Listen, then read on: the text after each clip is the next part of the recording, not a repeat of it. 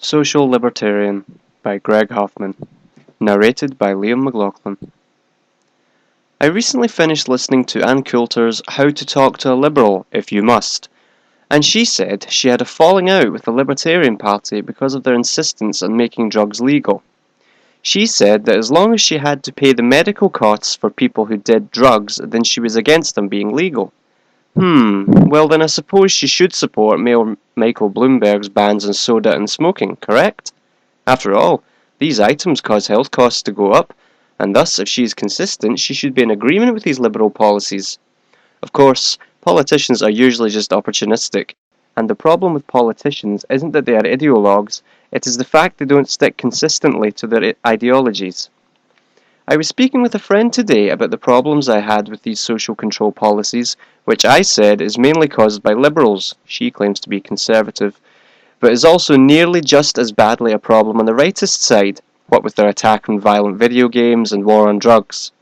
As I mentioned, the stupidity of the soda laws in New York, she compared it with speed limits and smoking bans. I said that I felt there was some difference, because with smoking, one can make the argument that second-hand smoke doesn't give those affected by it a choice. However, after some discussion, I agreed that it should be left up to the establishment. If those that don't want to be bothered by smoke are aware that the establishment allows it, then they will know in advance that they can go to another place, and this will cause the establishment to lose business, or gain business if more smokers are in favour of it. With speed limits, I think the problem is that it is something that must be regulated due to the danger of driving and the fact that it puts other lives at risk. It would be like saying someone has the right to wave a gun around in public as long as they took responsibility if the trigger went off and someone got blasted. So then there seems to be a grey area with me when it comes to an issue such as public intoxication. Should it be allowed because the drunk may not hurt anyone and may be a friendly drunk, or should it be stopped on the basis that it is like waving a loaded gun around and not knowing if the person is going to pull the trigger or not? Back to driving. I am also against seatbelt laws such as click it or ticket. I think the problem with a lot of these regulations is that it has the interests of the reputation of the area over the interests of the individual or even actual human beings. If more deaths occur, it looks bad on the county or state, so they have to take away our freedoms for the good name of their dear landmass. People should have the freedom to make stupid decisions. As long as it doesn't affect the safety of the people in their vicinity, why should we tell them how to live their lives? Another issue my friend brought up was Michelle Obama's school lunch program. I haven't done much research on it, but I think I might be willing to make an exception for what freedoms are allowed to those who are not yet considered adults, especially when they are going to a compulsory establishment such as school. I believe students and minors should be encouraged to make healthy and smart decisions, and then when they become adults we take the chains off and let them choose to either stick with the training we provided or break from what is traditionally considered healthy, moral or safe. You must only aim your care at the root, but when the plant grows you must set it free to become what it will with the training and nutrition you provided it. That is what being an individual is about, taking in the advice and support of others, but only sifting it through for the gems that help you in your journey to pave the path you want to through life. You can't build fences around the trails so that a person has only the illusion of exploration. I may be for allowing adults to allow their sons and daughters to eat whatever they like and even having a few drinks of alcohol or marijuana. Of course, I don't support negligence by the parent or an uncaring attitude, but if the parent thinks the kid is responsible enough to handle something, they have the right to let them play violent video games and whatnot. That's another problem, taking away people's rights in the name of, think of the children. This isn't a children's world where adults are intruders. If that was the case, no one would tell us to grow up. Children have to learn to live in the real world, and adults have the right to try to shelter their kids from it, but they shouldn't have the right to change the world into some fantasy land so that their kids don't have to see that Santa Claus doesn't exist. And what is the deal with shielding children from profanity and sex? God forbid children grow up to have sex and say fuck.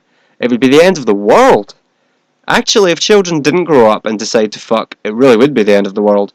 But really, arguments against cursing seem like circular reasoning.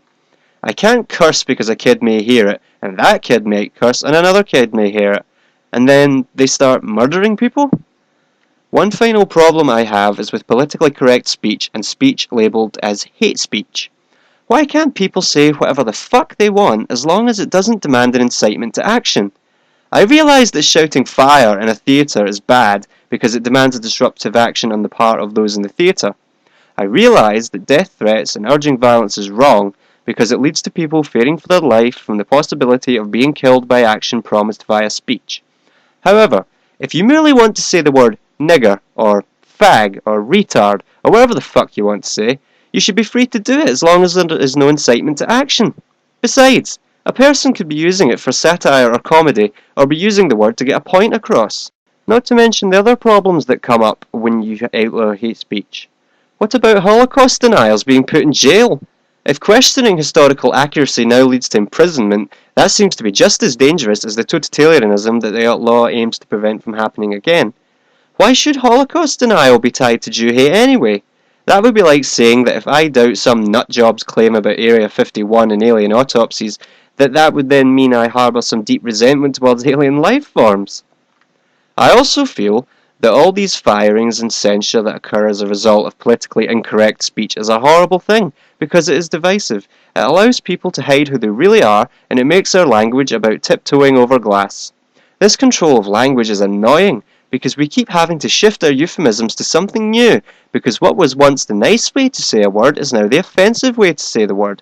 Retarded was the nice way to say idiot at one point, but now because it has been said in a hateful way enough times, it is considered more offensive than the word idiot. So, the real problem seems to be the intention of the individual, and not the word itself. Homosexual people have claimed the word gay, but I've heard people say, "this is gay," pejoratively enough times, and so have others, that I'm sure I could see it being labelled offensive in the future and being replaced. How many times are we going to do this lemon dance with words?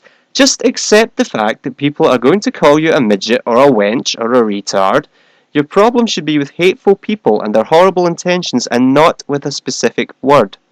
No matter what word you use to distinguish yourself as a homosexual, a woman, an ethnic minority, or a short individual, you'll have some asshole attack you for it, and they can make fun of you using your own reclaimed words. So stop worrying about the fucking words. Also, it is divisive because, for instance, some groups are less politically protected than others. If I'm hanging out with a blonde, I don't feel a strong compulsion to avoid making blonde jokes, and the blonde probably hasn't been instructed to take much offence at them. The same goes for jokes about ladies in general. I can usually feel comfortable around women while making jokes at their expense, because most of them know that it's just a fun ribbing. However, plenty of people feel awkward around black people because we have been pilloried with white guilt. Black people have been equally instructed in how horrible the dreaded N-word is, and how white people are holding them back, and thus it doesn't lead to equality, it leads to awkward feelings when hanging out together. You can't help but notice a person is black, and you have to be careful which words you use. Especially annoying is when people say that we should stop using the word niggardly or words like it. That shit drives me insane. All drugs should be legalized. If this leads to a family suffering because of one of the adult's addictions, this should be handled in a different way. And besides, that person probably wasn't a good parent in the first place. Prostitution should be legalized. It is no more a blow to dignity than it is being yelled at by some douchebag as you make him a cup of coffee or bring him his food, and better regulation would make it safer for the women anyway. As long as it only affects you directly, even if the argument can be made that others can be affected indirectly, it should be made legal, and other means should be made to combat the harmful side effects that may occur as a result in a minority of individuals that try to use their freedom in a means that is harmful to others. I know it may seem weird for a determinist like myself to be for individual freedom when I don't even believe in free will, but I do believe it is better to have a world where people can be determined by internally generated choices rather than externally generated choices. I think it leads to more diversity and a life more worth living.